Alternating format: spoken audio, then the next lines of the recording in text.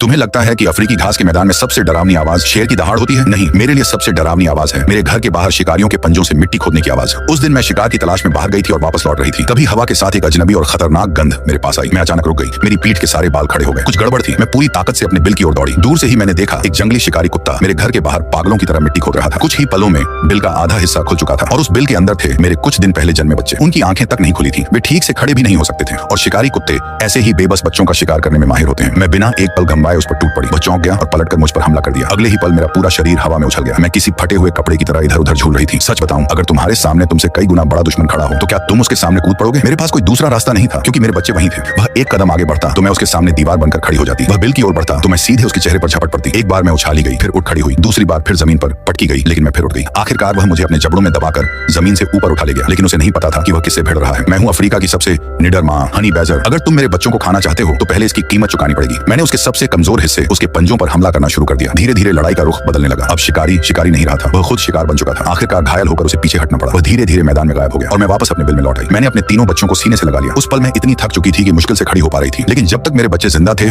सब कुछ मायने रखता था। लेकिन अगर तुम्हें लगता है कि एक शिकारी कुत्ते को भगा देने के बाद खतरा खत्म हो गया तो तुम अफ्रीका को नहीं जानते। यहाँ बड़े होना कभी आसान नहीं होता। एक माँ हनी बैजर के लिए खतरा कभी दस्तक देकर नहीं आता। वह हमेशा सबसे गलत समय पर सामने खड़ा मिल जाता है। कुछ दिनों बाद मैं अपने बच्चों को लेकर नया ठिकाना ढूंढने निकल पड़ी, क्योंकि जैसे जैसे बच्चे बड़े होते हैं उनकी गंध भी तेज होती जाती है और अफ्रीका के शिकारी गंध का पीछा करना अच्छी तरह जानते हैं। उस दिन मैदान में अजीब सी खामोशी थी। मैं अपने बच्चे को मुंह में दबाए आगे बढ़ रही थी। तभी अचानक ऊंची घास के बीच से दो विशाल नर शेर बाहर निकल आए। घबराहट में मेरा बच्चा मेरे मुंह से छूटकर जमीन पर गिर पड़ा। मैं जानती थी कि मेरे सामने कौन खड़ा है। 200 किलो से ज्यादा वजन वाले घास के मैदान के राजा। वे आसानी से झेबरा, घोड़े और भैंस जैसे जानवरों को मार सकते हैं और मैं सिर्फ 10 किलो से भी कम वजन की एक छोटी सी हनी बैजर थी। लेकिन माँ नाम की यह जीव अक्सर निराशा के सबसे अंधेरे पल में सबसे खतरनाक बन जाती है। मेरे संभलने से पहले ही एक शेर ने मेरे बच्चे को अपने पंजे के नीचे दबा लिया। उस पल ऐसा लगा जैसे मेरी धड़कन रुक गई हो। मैं चीखते हुए उसकी तरफ दौड़ी और उसके शरीर में अपने दांत गड़ा दिए। मैंने पकड़ नहीं छोड़ी। आखिरकार दर्द से तड़पकर उसने मेरे बच्चे को छोड़ दिया, लेकिन अगले ही पल उसका भारी वार मुझ पर पड़ा। मैं सूखी धरती पर घसीटी जा रही थी। मेरा शरीर मिट्टी और पत्थरों से टकरा रहा था। उसके नुकीले दांत मेरी चमड़ी को चीर रहे थे। उसकी ताकत मुझे कुचल देने के लिए काफी थी। सामान्य हालात में यह लड़ाई कब की खत्म हो चुकी होती, लेकिन मैंने हार मानने से इनकार कर दिया, क्योंकि मैं जानती थी अगर मैं गिर गई तो सिर्फ मेरी जान नहीं जाएगी, मेरे बच्चों का भविष्य भी खत्म हो जाएगा। मैं बार बार गिराई गई और बार बार उठ खड़ी हुई। शेर ने मेरी गर्दन दबोची तो मैंने उसके जबड़ों के अंदर ही पलटकर जवाबी हमला करने की कोशिश की। उसे लगा कि वह जीत चुका है, लेकिन मैं अभी भी लड़ रही थी। धीरे धीरे दोनों शेरों के कदम रुक गए। उन्होंने पहले कभी ऐसा दुश्मन नहीं देखा था, जो भागता नहीं, जो हार नहीं मानता और जो आखिरी सांस तक लड़ता है। आखिरकार दोनों शेर पीछे हट गए। मैंने अपने बच्चे को फिर से उठाया। मेरा बच्चा प्यार से मेरे चेहरे से सट गया। उसे नहीं पता था कि वह अभी अभी